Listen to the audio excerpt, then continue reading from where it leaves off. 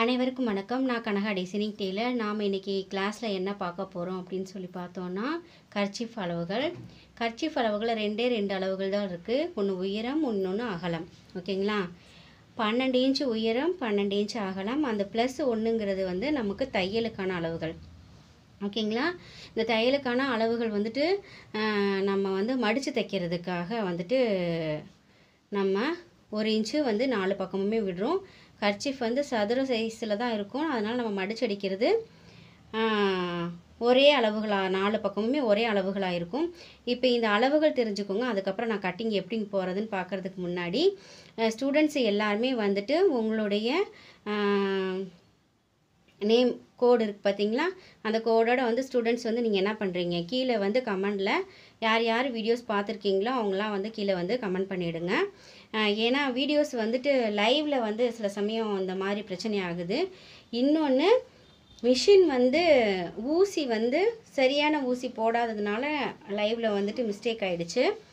Okay, அதை நம்ம என்னன்னு பார்த்துக்கலாம். ஓகேங்களா? அடுத்து வந்து நம்ம இதை கட்டிங் போடுறது என்ன அப்படின்னு சொல்லி நம்ம பார்க்க போகிறோம்.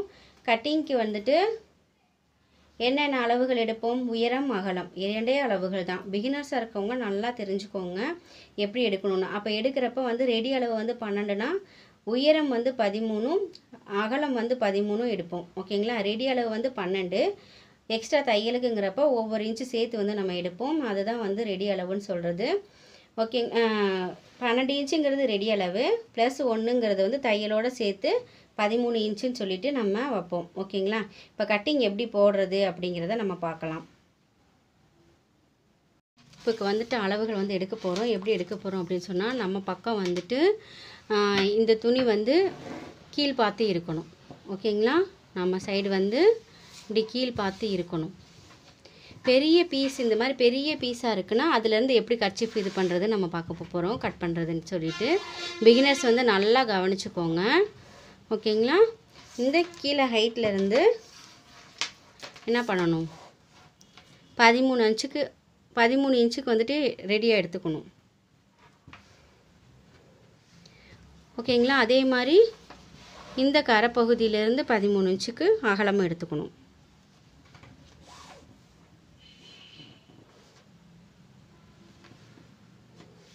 எடுத்துகிட்டு அதே மாதிரி ஹைட்டு வந்து இங்கே 13 இன்ச்சுக்கு எடுத்துக்கணும்.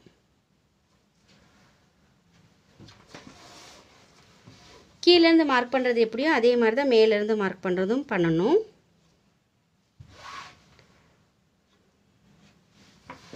பண்ணதுக்கப்புறம் என்ன பண்ணிடணும்னா நம்ம கோடு போட்டுடணும்.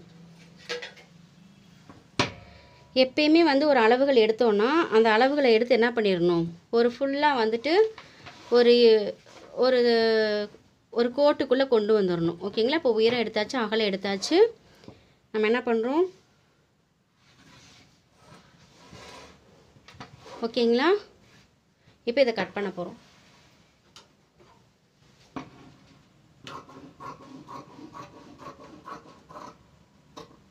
தேவையான அளவு மட்டும்தான் நம்ம கட் பண்ணணும்.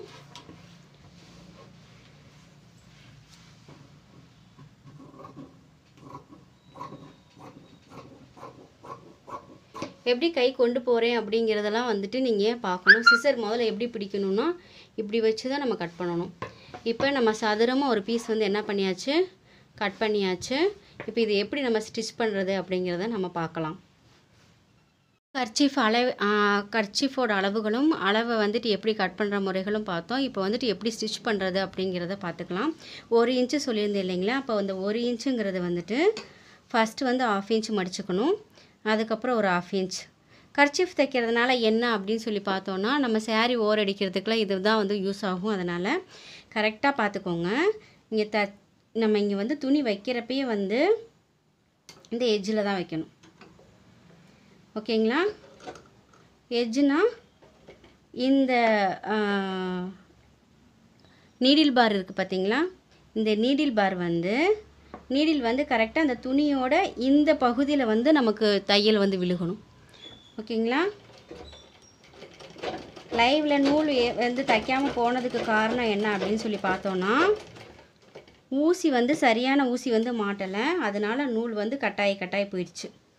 ஓகேங்களா. ஊசி எப்படின்னா நல்ல சரியான பட்டையாக இருக்கிற ஊசியை வந்து நம்ம போடாமல் லைட்டாக உருண்டையாக இருக்கிற மாதிரி ஊசியை நம்ம போட்டதுனால அந்த மாதிரி ஆயிடுச்சு. ஓகேங்களா. பாருங்கள், ஊசி வந்து கரெக்டாக வாங்கி போடுங்க. ஓகேங்களா. அளவு வந்து நம்ம இவ்வளோ தூரம் தான் வைக்கணும், இங்கேருந்து நம்ம மடித்து வைக்கக்கூடாது. இதோடு நம்ம என்ன பண்ணிடணும், முடிச்சிடணும். 1/2 இன்ச்சு வந்துட்டு ஒரு இதுவும், அப்புறம் 1/2 இன்ச்சு வந்துட்டு ஒரு இதுவும் வச்சு மடித்து என்ன பண்ணிடணும், தையல் வந்து போட்டுடணும். நான் விரல் எப்படி வைக்கிறேன் அப்படிங்கிறதெல்லாம் பார்த்துக்கோங்க.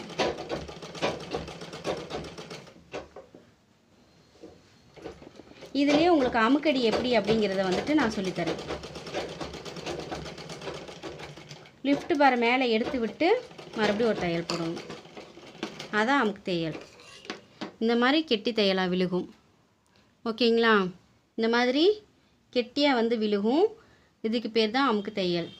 இதே மாதிரி சுற்றிலுக்கு என்ன பண்ணணும், இதே மாதிரி 1/2 இன்ச்சு ஒரு மடிப்பும், அதுக்கப்புறம் 1/2 இன்ச்சில் ஒரு மடிப்பும் வந்து நம்ம விட்டு என்ன பண்ணணும், தையல் வந்து போடணும்.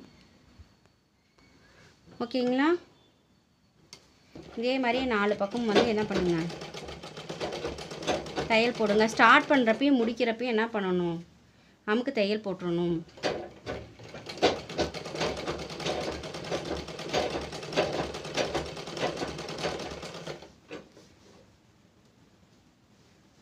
பார்த்துக்கோங்க.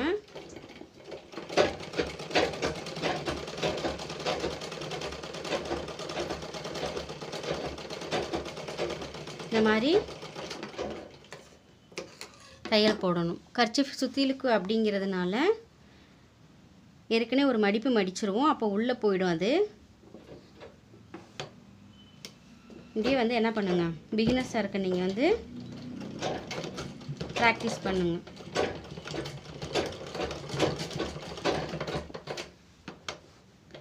ரிவர்ஸ் விட்டுட்டு நீங்கள் தையல் போட்டிங்கன்னா இந்த மாதிரி தான் சிக்காக வரும்.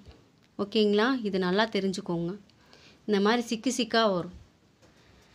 அதாவது தச்சிட்டே இருப்பீங்க, கரெக்டாக அந்த முன்னாடி வைக்காமல், நீடிலுக்கு முன்னாடி வைக்காமல் நீடில் விட்டு தள்ளி வச்சிங்க அப்படின்னா இந்த மாதிரி பிரச்சனைகள் வரும். ஓகேங்களா.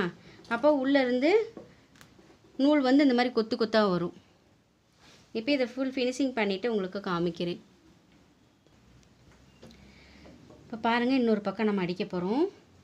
நூல் வந்து அடியில் சிக்கி இருந்துச்சுன்னா அதை பிரிச்சுட்டு நம்ம என்ன பண்ணணும், தையல் வந்து போடணும். இப்போ நல்லா தைக்கிறது பாருங்கள். இப்படி இந்த மாதிரி சுருக்கம் வந்துச்சுன்னா லைட்டாக லிஃப்ட் பாரை தூக்கி விட்டு தைச்சிங்க அப்படின்னா இது அமுங்கி வந்துடும். இந்த மாதிரி தூக்கிக்கிட்டு இருக்காது. லிஃப்ட் பாரை என்ன பண்ணணும், அப்படி லைட்டாக தூக்கி விட்டு விட்டுறணும்.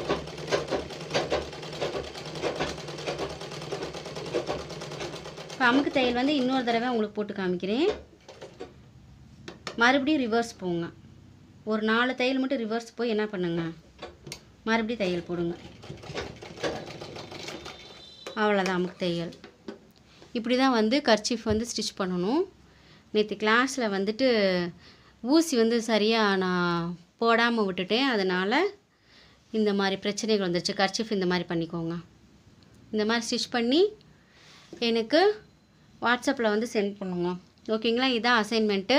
கர்ச்சீஃபோட அளவுகள் எத்தனை அளவுகள் இருக்குது, சுற்றிலுக்கு எத்தனை அளவு எடுக்கிறோம், தையலுக்கு எவ்வளோ விடுறோம் அப்படிங்கிறத மெயின். சேரீ ஓரடிக்கிறது இதே மாதிரி தான் ஓரடிப்போம். அதுக்கு தான் வந்து கர்ச்சீஃப் வந்து யூஸ் ஆகுது. அசைன்மெண்ட்டு இது தான். இதை ஃபாலோ பண்ணிக்கோங்க. தேங்க்யூ.